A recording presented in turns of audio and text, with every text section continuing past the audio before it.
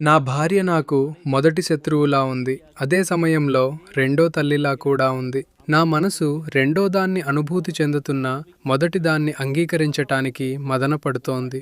ఎందుకు?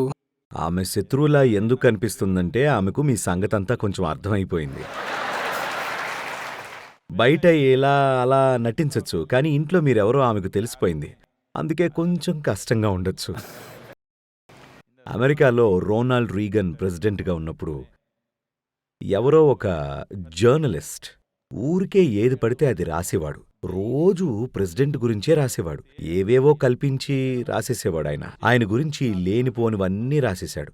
అందుకే అతన్ని కలుద్దామని రోనాల్డ్ రీగన్ వెళ్లారు. వెళ్ళి ఆ జర్నలిస్ట్ను కలిసి, ఏమయ్యా ఇలా రాస్తున్నావు? ఆధారం లేనివి అబద్ధాలన్నీ ఎందుకు రాస్తున్నావు నువ్వు అని అడిగారు. అలా అయితే నిజం రాయమంటారా అన్నాడతను.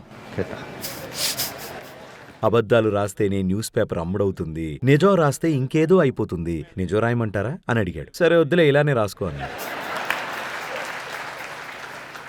ఇంట్లో ఉండటం వల్ల ఆమెకు అంతా అర్థమైపోయింది.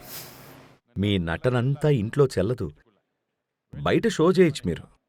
ఇంట్లో అంతా అర్థమైపోయింది గదా. ఆమె వాటన్నిటినీ మీ ముందుకు తెచ్చినప్పుడు ఆమె కొంచెం శత్రువులా కనిపిస్తుంది. కానీ అలా ఉన్నప్పటికీ తల్లిలాగా ఉన్నారని అంటున్నారు కదా. అలాంటప్పుడు అది మంచిదే. మీ అహంకారానికి శత్రువుగా ఉన్నారు, మీ మంచికి తల్లిగా ఉన్నారు. అంటే మీ భార్య చాలా మంచివారన్నమాట. నేను కూడా అంతే. నేను కూడా మీకు శత్రువునే. మీ అహంకారానికి శత్రువుని, మీ మంచికి నేను కూడా తల్లినే.